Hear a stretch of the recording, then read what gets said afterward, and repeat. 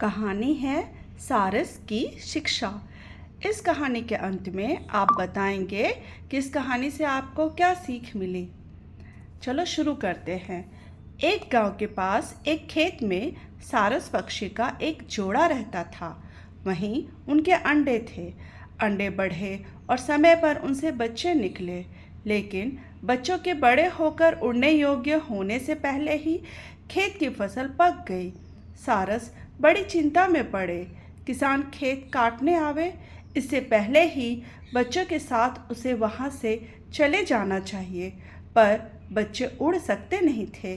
सारस ने बच्चों से कहा, हमारे ना रहने पर यदि कोई खेत के पास आवे तो उसकी बात सुनकर याद रखना।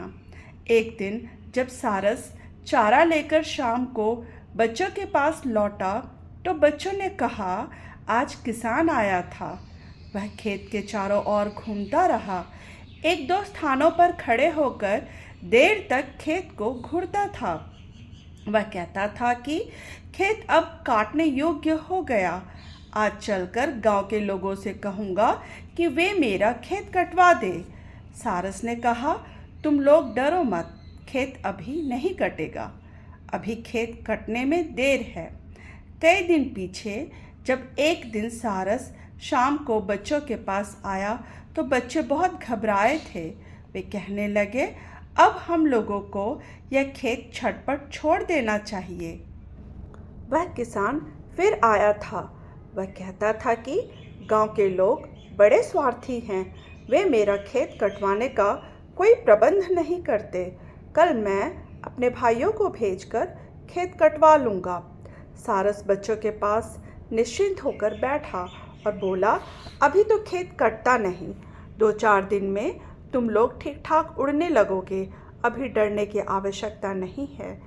कई दिन और बीत गए। सारस के बच्चे उड़ने लगे थे और निर्भय हो गए थे। एक दिन शाम को सारस से वह कहने लगे, यह किसान हमको झूठ मूठ डराता है। इसका खेत तो कटेगा नहीं। वह आज भी आया था और कहता था कि मेरे भाई मेरी बात नहीं सुनते, सब बहाना बनाते हैं। मेरी फसल का अन्न सूख कर झड़ रहा है।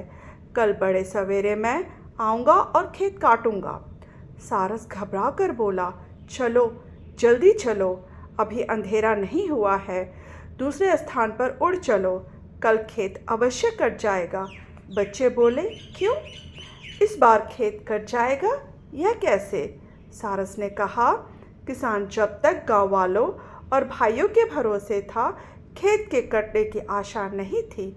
जो दूसरों के भरोसे कोई काम छोड़ता है, उसका काम नहीं होता, लेकिन जो स्वयं काम करने को तैयार होता है, उसका काम रुका नहीं रहता। किसान जब स्वयं कल खेत काटने वाला है, तब तो खेत कटेगा ही। अपने बच्चों के साथ सारस उसी समय वहाँ से उड़कर दूसरे स्थान पर चला गया।